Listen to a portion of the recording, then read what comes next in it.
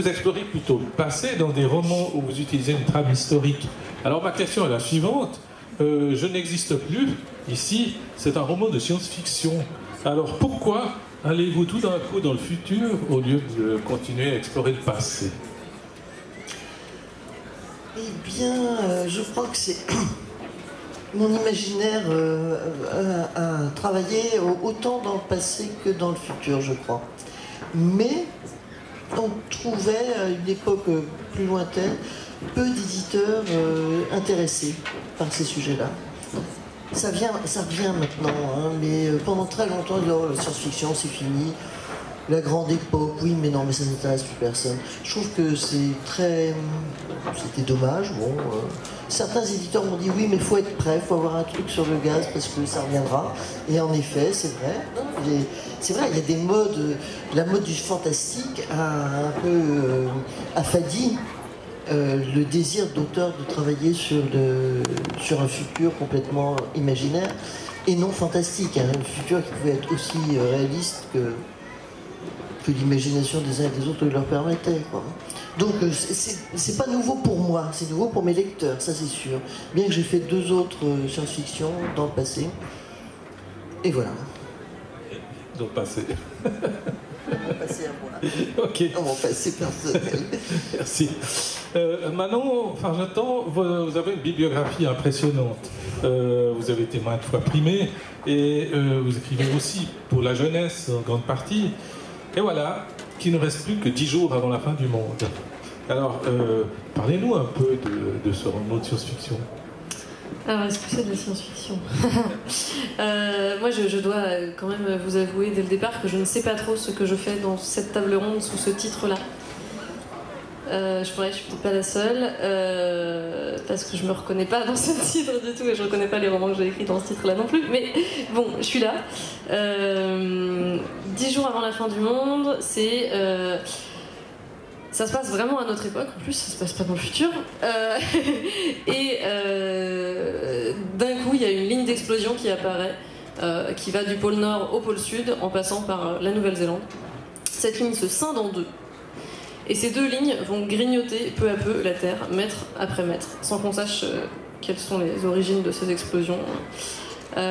Et donc des scientifiques font des calculs effectivement tout de suite et disent bon bah si les lignes d'explosion continuent à la même vitesse, les 2 lignes vont se rejoindre de l'autre côté du globe par une ligne qui passe donc par un bout de l'Angleterre, la Bretagne et un bout de l'Afrique.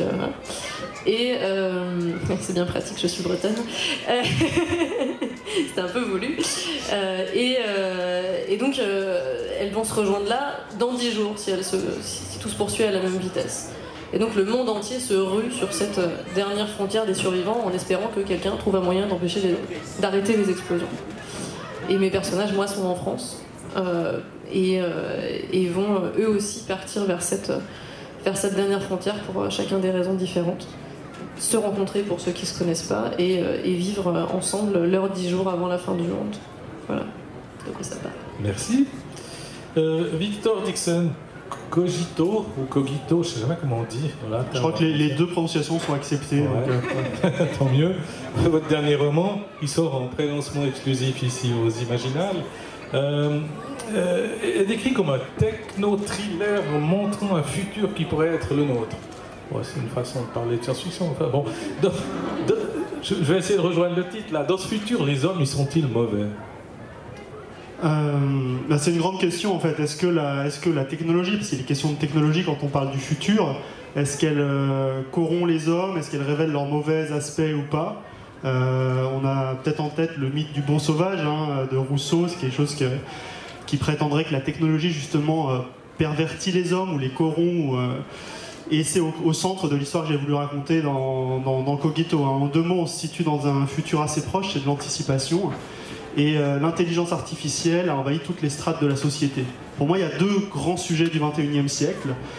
D'une part, l'écologie, dont le public là s'est vraiment emparé. Ces dernières années, on a vu les marches pour le climat, la jeune génération s'y met aussi, les lycéens. Et il y a une autre évolution, en fait, qui est plus souterraine, pour l'instant, dont on n'a pas vraiment conscience, mais qui aura des conséquences aussi importantes, à mon avis, c'est l'intelligence artificielle. qui va changer tous les aspects de notre société, à commencer par le travail.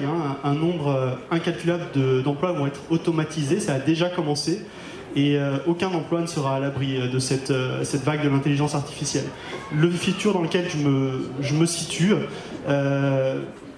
on a à peu près 80% des emplois qui ont disparu. Mon héroïne, Roxane, est une jeune femme qui est à quelques mois de passer le bac qui n'est plus le baccalauréat, mais qui est devenu le brevet d'accès aux corporations, car l'éducation a été privatisée et les entreprises finalement font leur marché parmi les lycéens et vont sélectionner les quelques-uns qui auront la chance de rejoindre des campus de corporations pour ensuite intégrer ces entreprises du futur. Elle a vraiment lâché l'affaire, pour ainsi dire. Elle pense qu'elle n'a pas d'avenir. Elle est même tombée dans la délinquance. Et au dernier moment, elle va recevoir une lettre l'invitant à un stage sciences infuses, un stage de programmation neuronale qui prétend utiliser l'intelligence artificielle pour infuser des connaissances dans l'esprit humain et lui permettre ainsi, en une semaine de vacances dans une île tropicale paradisiaque, d'intégrer tout le programme du bac et d'avoir une chance de décrocher cet examen. Elle va signer et elle va se retrouver dans cette île. Elle va être confrontée de plein fouet à la technologie avec d'autres stagiaires. Et là, je vais creuser ces questions, justement, de la manière dont la technologie nous influence, peut même nous transformer. On rejoint les thèmes du transhumanisme qui viennent un peu en filigrane derrière la question de l'intelligence artificielle. Voilà. Et la question va se poser, est-ce que cette technologie qui prétend nous améliorer notre esprit, est-ce qu'elle nous rend meilleurs ? Est-ce qu'elle nous rend plus mauvais ou est-ce que c'est quelque part entre les deux? C'est une des questions que je pose dans ce roman. Merci. Loïc Henry, dans les océans stellaires, il semblerait que l'usage de la force pour soumettre une planète soit souvent utilisé. Doit-on pour autant considérer que ce sont des hommes mauvais qui agissent ainsi? Est-ce qu'ils ont des raisons de le faire? Alors, en deux mots pour vous présenter le pitch, ce qui est à l'inverse de Manon, qui est lié au thème là, sur ce, pour le coup. Donc c'est un space opéra, donc ça se passe dans un avenir très lointain. Le principe, c'est que les planètes ont été colonisées via les abysses. C'est-à-dire que dans les abysses se trouve, alors sur Terre, on a trouvé un premier seuil qui a été une porte d'entrée vers les abysses d'une autre planète. Cette même planète contenant elle aussi des seuils qui menaient vers d'autres planètes, et ainsi de suite. Et finalement, la colonisation spatiale s'est déroulée via les abysses, d'où le nom, les océans stellaires. Et un des personnages, donc c'est une jeune femme de vingtaine d'années, on va dire, a pour rôle d'être Explo. Donc Explo sont des mercenaires qui recherchent des seuils dans ces différentes planètes et qui trouvent donc de nouvelles planètes qu'ils revendent, et ainsi de suite. Et c'est ainsi que la colonisation se fait, c'est ainsi que de nouveaux mondes sont découverts, de nouvelles richesses, et ainsi de suite. Et là, elle va trouver une nouvelle planète.